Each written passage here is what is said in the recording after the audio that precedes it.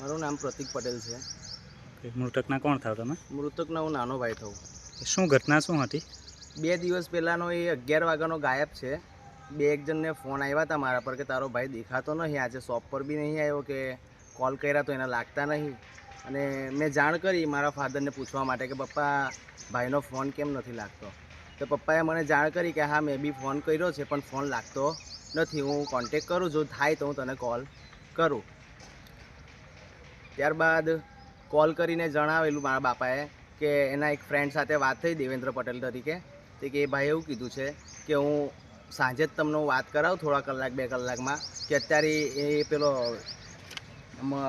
મુતરજીત પટેલ ગામ વોરાસમનીનો છે, એ પાર્ટી સાથે ગયો હતો. સવારે એને લેવા આવ્યો હતો અને કંઈક એ લોકો જવાના હતા, એના ઘરમાં કંઈક મેટર હતી અને એક ગાડી લઈને ગયા હતા.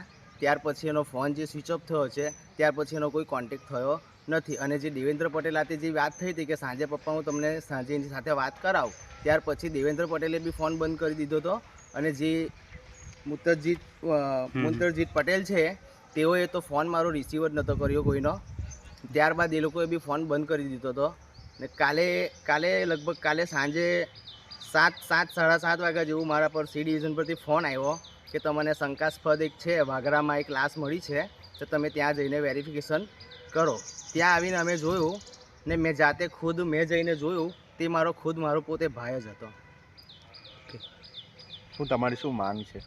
અમારી માંગ એ છે કે એને ન્યાય મળવો જોઈએ, કારણ કે એની હાથે જે કંઈ થયું છે એ બહુ ખોટું થયું છે.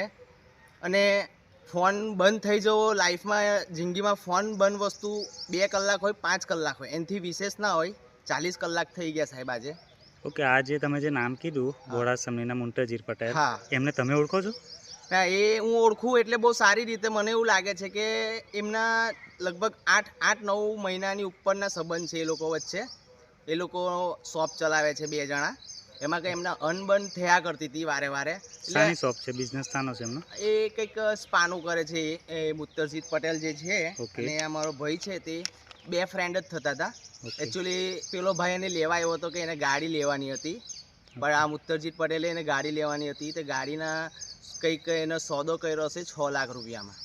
તો આ ભાઈ સવારમાં આવ્યો, કાનજીભાઈને લેવા આવ્યો મારા ભાઈને, અને વાયા એને અહીંથી સમજાઈ પટાઈને લઈ ગયો. ત્યાર પછી એનો ફોન બંધ બતાવે છે. અને કાલે મને એવી જાણ મળી છે કે આવી રીતે આપણે આવ્યું ગામ આપણે વોરાસમની નહીં, રહાડ આવ્યું આપણું વાગરામાં તમે જાઓ, શંકાસ્પદ એક લાશ મળી છે, તમે જોઈ લો કે તમારા ભાઈની છે.